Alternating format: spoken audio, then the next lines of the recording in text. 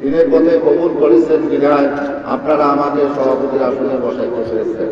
এই জন্য আমি আল্লাহর দরবারে শুকরিয়া আদায় করি, আলহামদুলিল্লাহ।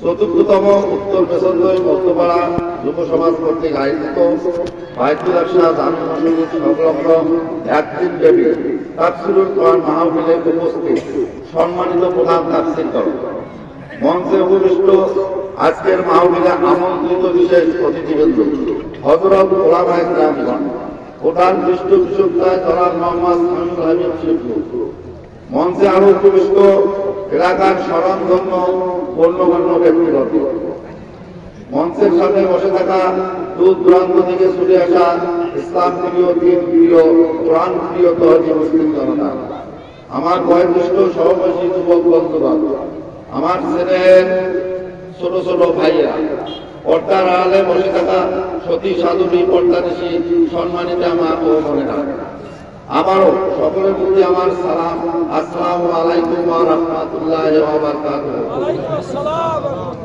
মহান আল্লাহ তাআলা আমাদেরকে অত্যন্ত দয়া করে, মায়া করে, ভালোবেসে আকাশ বাতাস মুখরিত করে, রাতের নিস্তব্ধতা ভঙ্গ করে, রাতের বিছানার ঘুমকে হারাম করে, হালকা ঠান্ডা শীতকে উপেক্ষা করে তার জান্নাতের বাগানে আসার ও বসার সুযোগ করে দিলেন। সেই মহান রব্বুল আলামিনের দরবারে শুকরিয়া আদায় করি, উচ্চ স্বরে সকলে বলি আলহামদুলিল্লাহ।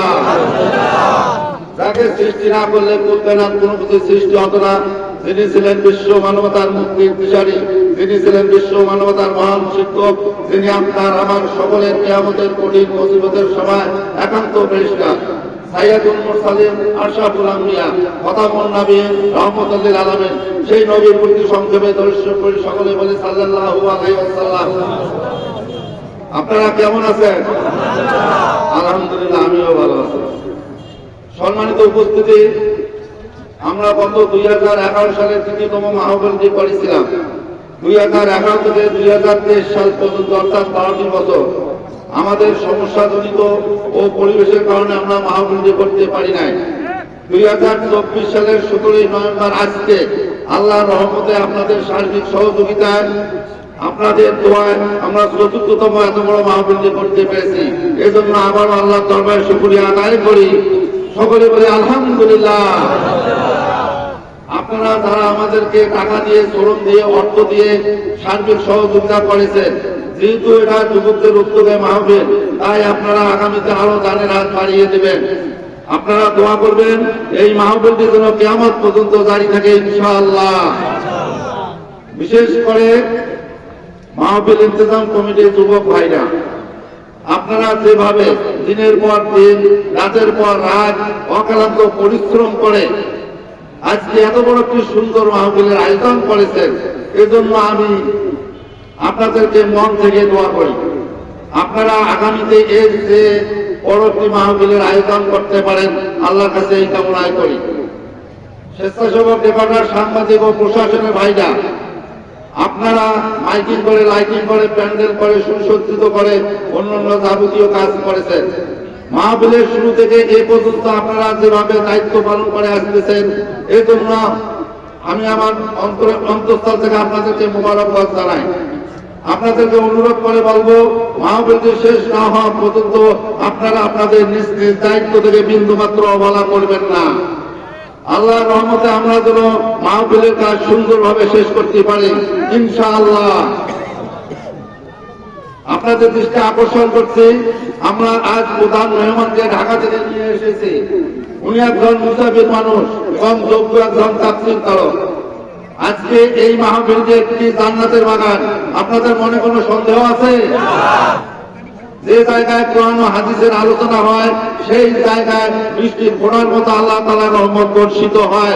বিশ্বাস হয় আপনাদের? যারা এখনো বাইরে আছেন, আপনারা অবশ্যই সামিয়ানার ভেতরে এসে বসবেন। আমরা কেউ যেন আল্লাহ তাআলার রহমত থেকে বঞ্চিত না হই। হুজুরের আলোচনা চলাকালীন আপনারা বিনা প্রয়োজনে দোকানপাটে বসে থাকবেন না। অযথা ওঠা বসা, ঘোরাঘুরি, চলাফেরা, আইন শৃঙ্খলা বজায় রাখবেন।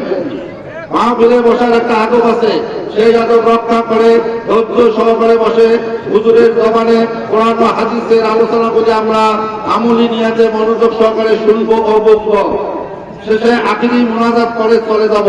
এবং বাড়িতে যে 5 ওয়াক্ত নামাজ পড়বো ইনশাআল্লাহ।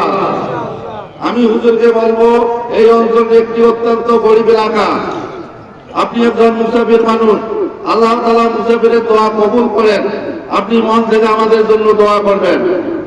পরিশেষে প্রধান হুজুর সহ এই মাহফিলকে আমরা এখন উপভোগ করব।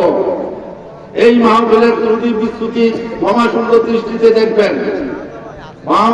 মাহফিলের খারাপ দিকগুলো আপনাদের যদি চোখে পড়ে ওয়াজের শেষে এখানে রেখে যাবেন, আর যদি ভালো দিকগুলো চোখে পড়ে তাহলে বাইরে যে প্রচার করবেন, এটা আমার অনুরোধ। আমার কথাবার্তার মধ্যে যদি ভুল ত্রুটি হয় হুজুর সহ আপনারা আমাকে ক্ষমা করে দেবেন, এই আশাবাদ ব্যক্ত করে আপনাদের সুস্বাস্থ্য ও দীর্ঘায়ু কামনা করে আমি আমার সংক্ষিপ্ত কথা এখানে শেষ করছি। আল্লাহ হাফেজ। আসসালামু আলাইকুম ওয়া রাহমাতুল্লাহি ওয়া বারাকাতুহু।